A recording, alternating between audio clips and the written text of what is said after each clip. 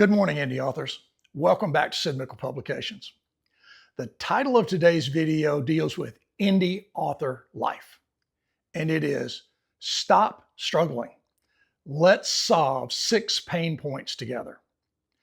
Now, if you're an indie author like I am, you know there are a lot more than 6 pain points in writing and self-publishing your own books. But these 6 points seem to come up the most often with new and inexperienced writers. So we're going to address those. I also think it's really important for me to tell you, I have self-published 7 novels, and I still deal with each of these 6 points in some degree, some less, some more, than an author who is writing the first page of their manuscript. These pain points are constant. Your experience and your time spent developing your writing style help you manage them better. What we're going to do is go through the list first, and then we'll come back and examine each one of these items individually. That list is, number 1, time management. Very critical. How do you find the time to write? Number 2, overcoming self-doubt and criticism. I have a lot of experience in that, and I have a lot to say about it. Number 3, isolation and lack of support. Number 4, quality control and professionalism. Number 5, financial constraints. And we are not talking about financial constraints of paying someone to publish your book. We're talking about the financial constraints you're going to have to publish your book, self-publish your book properly.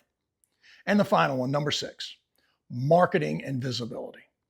Another very big challenge.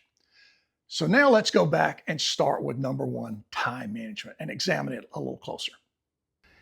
I'm very fortunate. I'm retired from my full-time job.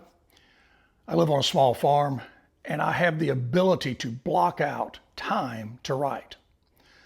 There are a lot of things going on, even in that slower pace life, but I still have to maintain a great deal of discipline to get the writing hours in, because there's nothing more important than sitting down and writing. Now, let's look at your situation. Maybe you have a family.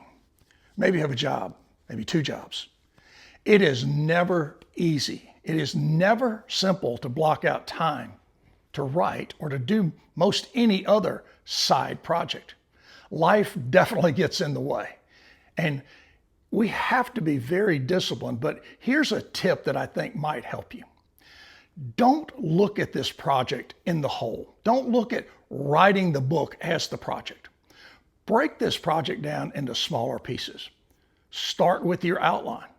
Now, I don't want you to get too involved with the outline and spend months on it. I want you to spend hours on it. Get that good solid outline put together and then move to your writing. The problem is, how do you carve out an hour? How do you carve out 2 hours? I can't really answer that for you individually, but I can tell you what I do. I don't set a writing minimum. I just don't do that, because what I've found is, and what I hear from other people is, if you set a minimum number of words per day and you don't reach it, you feel defeated. You feel like you've failed, and you critique yourself. You get down on yourself. We don't want to do that. We never want to get down on ourselves, because it flows and it impacts our writing. Figure out a way to block 30 minutes if you can do that, an hour. Just be disciplined, but also be flexible. Understand that you have the time if you make it a priority. That's easy to say and hard to do. The other thing is, not having requirements per day, I think, is really important. I would say put your requirements into the week. That gives you 7 days to get through it. Then you can come back and start the next block of the project. Manage your time well, because it's the only way you're going to carve out the hours you need to write and then edit and rewrite. Number 2, overcoming self-doubt and criticism. Now, this is something I can address very clearly. All my life, I have suffered from low self-esteem and a true lack of confidence. Now, that was not an outward appearance that I gave or even I give today, because I'm a very good actor. I can act very happy and very confident. I can compensate for that low self-esteem and that absolute lack of confidence in things. I've learned how to not do that to the same degree I was earlier in my life. And something that really helped me with that was writing my first book. You will be challenged in writing this book with your self-confidence, and you will be challenged at criticism. If you ask questions just openly and generally, you will probably get criticism back in the writing process. As you go forward and maybe you publish that book and you look for comments or you look for reviews, that criticism can certainly flow back to you then too. It is critically important for each of us to understand this is a mighty task. This is a major project. You should take so much pride and so much absolute joy and gain self-confidence from having the ability, the guts to do this. Don't give that up. Don't let it go away, because when you reach the end of this project, like me, I think you'll understand why I said writing that book gave me a real boost of self-confidence. Number 3, isolation and lack of support. It's a fact. You are a writer. You can only write typically alone and in a quiet place. That is true isolation. As an indie author, you don't have very many resources. I mean, you don't have a team, you don't have a staff, and until later on, you're not even going to have an editor. You've got to also understand this. That isolation can also be your fuel. If you get in your mind the fact that that isolation is your block, your carved out block of time where you can focus on your very important project, I think the isolation part of that won't be as severe. Now, the lack of support, you're always going to need some kind of support. When I wrote my first book, I didn't pay a lot of attention to YouTube videos. AI searches weren't quite as important and quite as available. We have some resources, but here's my recommendation. And no, this is not a commercial. It's an honest and heartfelt offer to everyone watching this video. I would like for you to find your resource that you trust. And I hope I can be that resource to some degree. We want to have on this channel a writing resource availability and a writing community that is respectful and that is helpful. We want to offer everyone a chance to consider us a resource, and feel free to ask your questions. And there'll be some information in the description about how you can go about that process other than just comments on the video. Number 4, quality control and professionalism. If you've watched any of my videos in the past, you're going to hear a very familiar theme. Quality control of your writing means you're going to sit down and perhaps free write. You're going to be the writer. You're going to put your thoughts down and write them. Then you're going to have to come back and do your own quality control work. You're going to edit and you're going to rewrite. Then you're going to go back and edit and rewrite again. And you're going to do this for hours. It's the only way you can, as I say, massage and polish that manuscript to the point that your plot line is correct. Your primary and secondary characters are written well, they interact well, and that your timelines, those boundaries that you have on that manuscript are all in the right place. That to me is what the quality control aspect of an indie author challenge really is.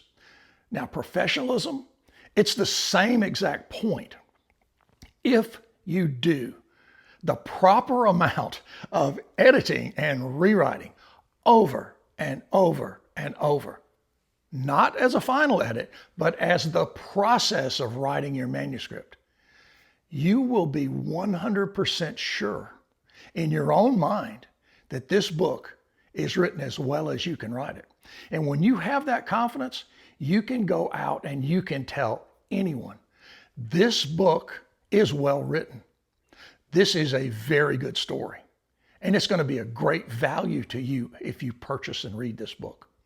That's the confidence, that's the quality control, and that's the professionalism that we all need to put together as we build this manuscript. Critically important. Now, if you want to talk about the other side of that, never, ever consider yourself to be the final editor. I'm sorry. I understand it. I get it. It's a cost. And the next problem that we're going to address is financial constraints. So let's take that point of final editing and move it to issue or problem number 5. You have to begin your manuscript with the thought in mind that there are some expenses. You're going to potentially self-publish this book. Now you can decide to query agents. You can look into the idea of going through the more traditional publishing. But I'll tell you, I'm not doing that. I believe that the era of self-publishing is on us. It's with us. It is the new way of doing business in the writing community. So if you self-publish, I believe you have to be mindful of a few costs. You are never going to pay anyone to self-publish your book, but you really must, you absolutely must pay someone to final edit your book. Why? We're writing these books. We are so close to these stories. They're a part of us. When you read your manuscript, you're way ahead of where your eyes actually are. Your mind already knows the completion of that sentence, actually knows the structure of that paragraph. That's why it's so hard sometimes to edit and rewrite. You're always ahead of where your fingers are in the typing. That's my opinion, and I believe that's very true. When you try to final edit, you're not going to do a great job. Spend the money on a professional final edit. Do not take your book down by leaving that key and critical element out. You've worked all these hours. Remember we talked about quality control and professionalism? This is just a subset of that same subject. We have to do this. I just want it to be stated where I want to make sure you know where I stand. You cannot self-edit your own manuscript, and I urge you not to do it. Save your money, borrow money, get started giving up things early on in this writing process so you can put those funds in front of you and pay for that edit. The same goes for a quality cover. I've tried to create covers. I've done a fair job on some covers. Fair job? Think about that. I just said I've done a fair job on my covers. I've spent hours on these books. Why would I do a fair job on a cover when I could spend $75, maybe $50, maybe $100, and get a professional designer to put a cover together that completed that critically important part of my book? No.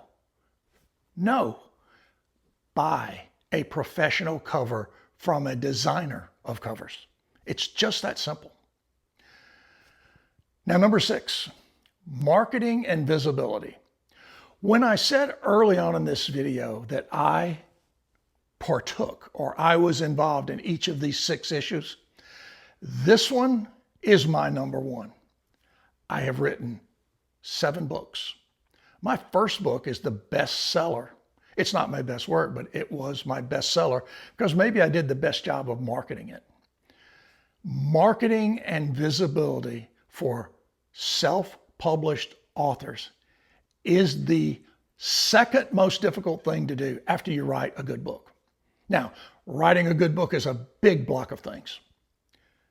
When you hit that publish button, you're thinking, okay, I'm going to sell books. People are going to come in and buy a stack of my books and they're going to enjoy it and I'm going to sign books. You might, but you might not. Marketing your book, you have to start thinking about it early on in the process. If you're comfortable in your first book, get your social media following started. If you're not, move that to maybe your second book where you have a little more experience. You feel a little bit better about sharing the process. Either way you do that, social media communication and social media following building is very critical to you as an indie author. Visibility. If I had the magic answer, I would give it to you right now. I'm not trying to hold anything back. I have nothing to sell. I don't know the answer. Marketing your book and visibility. I've tried ads. I've tried speaking to groups, which I still do. I've tried all the social media vehicles. Some work better than others. What we have to do is make sure that we manage our expectations and that we understand that marketing and making our book very visible after we write it is our job. You're not finished when you hit publish. You get that proof copy back and you get that burst of energy and that confidence and you feel so great about looking at your book with your name on it. That's the first half of the job. Now you have to market that book and make it visible. As I said, I think you've got to work very hard to speak to as many groups as you can. You've got to work the independent bookstores. You've got to search for avenues of publicity for your book. And I'll tell you, you've got to take the chance of calling a newspaper or a magazine or a radio station. Someone, you have to step out. You're the author and you're the publisher as well. You have to promote this book from within you. If you publish your book and you throw it on Amazon and you don't do any of these things, it will rank about 5 or 6 million in the order. That's not to say your book isn't good. That's not to disparage you in any way. You're just missing a step. You have to get visibility on that book because there are millions of books on Amazon and there are hundreds of thousands being published every year. You've got to make sure you do everything you can to get some sort of notice, some sort of attention, the visibility part of number 6, marketing and visibility. Now, I know there's been a lot of information thrown at you here today. I want to make sure and go back and restate the invitation I talked about to join our writing community. If you feel like my advice would help you, I would love to work with you. And again, I'm not trying to sell anything. When I say work with you, I'll answer your questions. I'll try to get you in our writing community. If we do anything down the road that's consulting or coaching, that's fine, but we're not talking about that at this moment. I would like to hear your comments. I would like to hear your questions. And of course, I would like for you to come back. If you enjoyed what you've seen and heard today, hit the subscribe button. That's something I would really enjoy you doing. But no matter what, I want you to understand that the information I'm giving you today is heartfelt and it's sincere and it's very real. I'm not guessing at the problems you are facing as an indie author because I am you. My only advantage is I've published 7 so far. I've got a lot more to publish. I hope we can talk about your book and the books I want to write together down the road. Thank you so much for joining us today. I hope you'll come back next week. We'll have another topic that focuses in on solving problems and how to help indie writers gain some more confidence, build a little more discipline, and get whatever book, number 1, number 20, get it published and get it on the market and selling. That's our goal. But until we get together again, please take care of yourselves. As I always say, go out this weekend, have some fun with your family or with your friends. It'll really be a good thing for you to do. Take care. We will see you again soon. Bye-bye.